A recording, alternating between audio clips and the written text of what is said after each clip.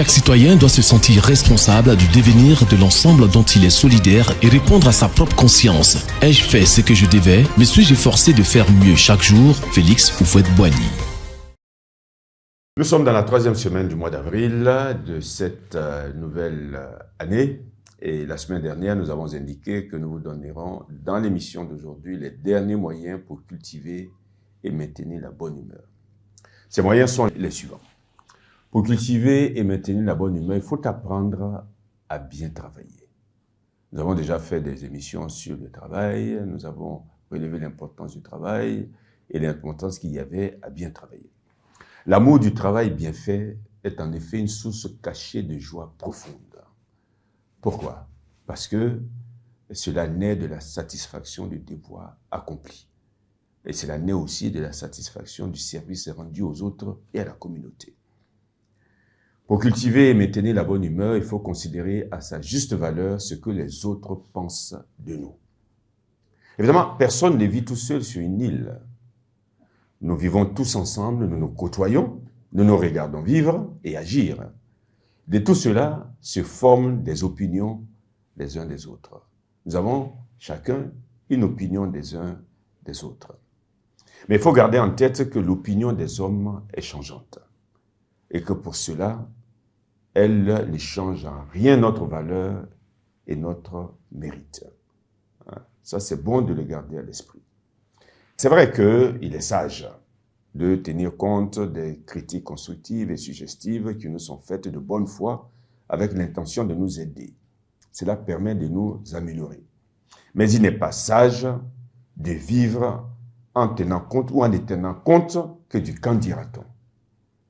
Sachant qu'il est impossible d'être aimé par tout le monde ou de contenter tout le monde, il est recommandé de faire son devoir du mieux possible, en accord avec sa conscience, sans se préoccuper de façon exagérée des opinions des autres, qui du reste peuvent être motivés par les bas sentiments de jalousie et d'envie. Pour cultiver et maintenir la bonne humeur, il faut s'efforcer d'avoir une bonne hygiène de vie. Bien organiser sa vie, dormir suffisamment, se reposer, se détendre convenablement, manger correctement et à des heures raisonnables, faire des exercices physiques, prier et méditer, tout cela, ce sont des moyens nécessaires pour conserver un minimum de calme indispensable à assurer la sérénité qui est si utile à la bonne humeur.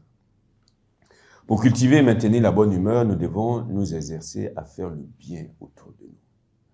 Nous l'avons déjà dit, mais il est bon de le répéter. Faire le bien rend heureux, même si c'est un tout petit bien. Faire le bien rend heureux. En plus de cela, pour les croyants, c'est une des clés qui ouvre les portes du paradis de Dieu. Travailler également à rendre les autres heureux dans la mesure de nos possibilités procure de la joie. Car la joie, dit-on, est surtout faite d'amour.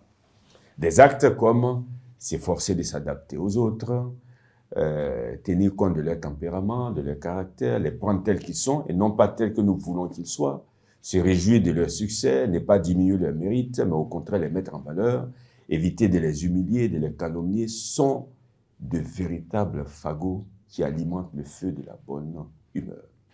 Qu'est-ce que nous souhaitons? Le CIDD et ses partenaires souhaitent, à la fin de cette série de vidéos sur la bonne humeur, que ce feu de la bonne humeur brûle en chacun de nous. Et que ce feu de la bonne humeur nous consume sans modération. Pourquoi? Pour que la bonne humeur soit sur la route de chacun de nous et de chaque citoyen, le chant qui soulage nos fatigues, le chant qui réveille notre ardeur, le chant qui nous fortifie sur la voie du devoir.